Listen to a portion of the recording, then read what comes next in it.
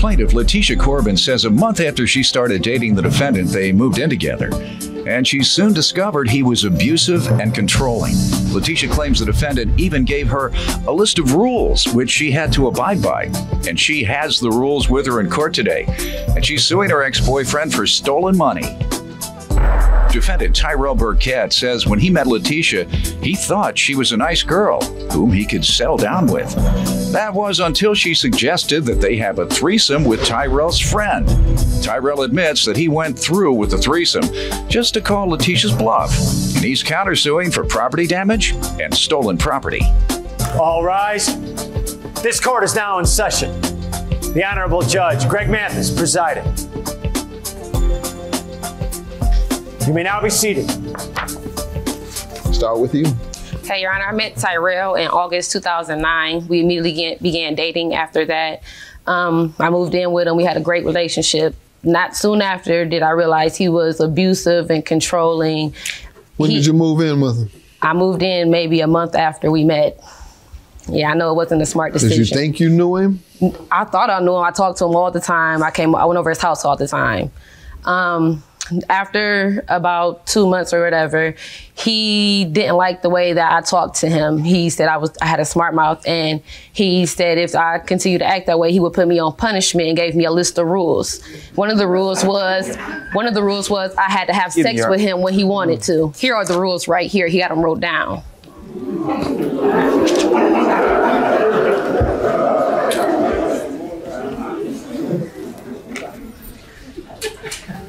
Don't stay out past 10 o'clock. Don't talk to nobody else, essentially. Give keys back. No talking back. Sex will be when I want it. I control all the money in the household. All the checks come to me. No going out to clubs. Cook and clean when asked. After work, come home, no detours. And you got 10 minutes. Your Honor, this is... These are the rules. We will have a better relationship or something of that nature. Sir? No, that's These are rules? No, I don't know where she get all this from. Well, what are your rules? There is no rules with me. Our relationship wasn't based on rules and nothing like that, Your Honor. Not your handwriting? Your Honor, let me start from the top. Go Let me ahead. tell you how everything really began.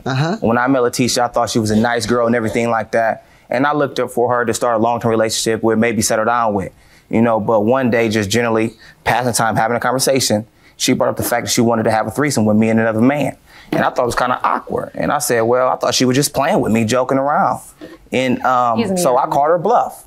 I called one of my friends over I knew from high school, and he got there. She was not gun shy at all. Excuse me, it just happened Your Honor. naturally. And you all had relations? Yeah, she pursued to have sex with me and him Your both. Honor, can I say something about that? It was not my idea. It was Tyrell's idea. He wanted it to be a girl. Did you do it?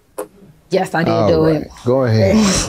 All that, who said it, and so who wanted it so from first that day, and so from that day forth, you know, I realized that, you know, maybe this is not the girl for me. Maybe this is not what I want. I didn't sign up for this. And so that's why you came up with the rules? No, it was Did never. you write this out or not? No, sir. I don't remember writing nothing out. This isn't your handwriting. I mean, if I did write, I don't remember. It's his handwriting. I mean, because this is absurd. Is that your handwriting? Yeah, it looked like my handwriting, yeah.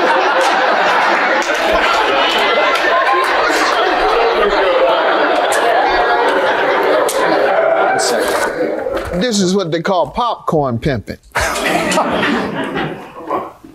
You make your woman be with another man, put out a list of rules. Only place you stop short, pimps don't have to steal the money. Right. They bring it to them. And that's where we all have a disagreement where you fall short, huh? No, because like I said, this is a whole. this is her effort just to get back at me for, you know, breaking up with her and breaking the relationship off. I hope you didn't mean this if you did it. I mean, we did things like that in relationship. We had a good relationship. We did playful things. We did crazy things. I think you were a kid, and I don't think that you would stoop low enough to be some type of pimp. Right. I don't get that impression from you. Pimps are really low individuals, abusing women and manipulating women out of their money by having them use their bodies. That's nothing to brag about. Every now and then I laugh and talk about them because I've known a lot of pimps back in the day, but there's nothing glamorous about that. Stolen money. Let's get to that part. That's what you're suing him about. Yes. What happened? Okay. In March of 2010, I received the rest of my money from my student loan because I'm currently in school. I was supposed to use the money to move because I was staying with him and our relationship wasn't going that well. I asked Tyrell to hold the money because I like to shop and I was going to spend it. So he was supposed to hold it for me. We got into an argument and I was like, okay, I'm leaving. Can I have my money back? He said, what money? You don't give me anything. I was like, Tyrell, you know I gave you $1,300. Can I have my money back? We got into an argument. I got my stuff and left. So I kept calling his phone to get my money back. He changed his number. He changed the locks because I still had keys and act like nothing happened. Sir? She didn't give me any money to hold.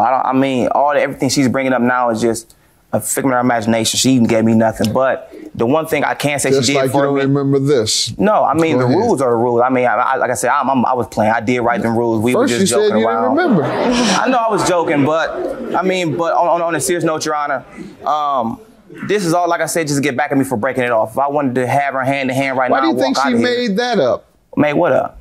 The fact that you owed her $1,300 out of all the things she could make up. This is just an attempt to get back at me because again, but out of all the things she could have made up, why do you think she chose that lie? I don't know. There's a lot of lies. She could have upped the price, number one. Maybe she knows better than I do. I don't know. No, I didn't have to ask her. She told me exactly why.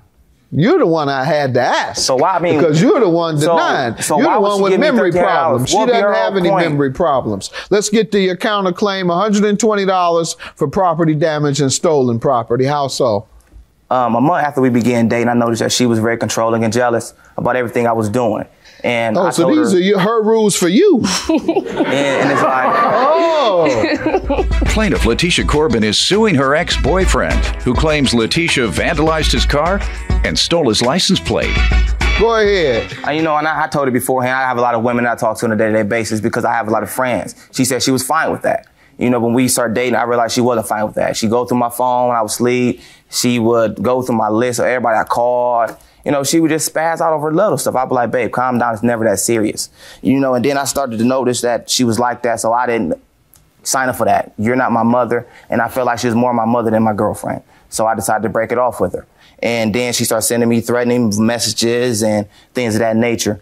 And one day I came out and I watched her slash my tires and take the tags off my car. I just bought it. And that's what I watched her do. Your Honor, the day that he claims I slashed his tires, because his neighbor called me the very next day and was like, what happened? I said, I don't know what happened. I was at work. So he so-called seen me do anything? No, I was at work the whole night and I worked third shift. I didn't go nowhere near his house. So you haven't slashed his tires? No, I didn't slash his tires because I figured if I would slash his tires, the money he owed me, he gonna go spend it to get it fixed. That's a good point. That's smart. You're doing well in college. What was he doing when you met him? He was a drug dealer and working at... Okay. So why did you pursue a relationship with him? I was being stupid. Indulge in a relationship with him. I was being stupid because he had a good game, mouth game. You need to deal with someone who has the same type of goals and the same perspective on life as you. You have a goal of becoming a professional woman, and that's your perspective on life. And then if that's not the type of person, then that's what, you don't need that. I know. I mean, everything she keeps saying is just ridiculous. I don't sell drugs. I've never been a drug dealer. You never got arrested for selling drugs? I go to school. I got a year and a half left of school. Really? I work for the state. I transport to MRDD on a day-to-day basis. That's my job. Somebody telling a lot of lies here. And you sound like you're telling the truth this time. I'm about to say because sound like you're telling the truth for the first time today. Pay for it.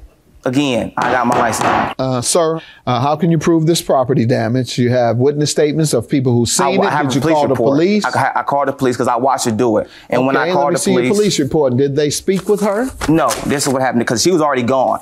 So what they did, they said, this is a civil matter. You got to take to civil court. You got to counter, you got to sue her, take it to the prosecutor's office or whatnot. And that's what I'm doing today. Okay.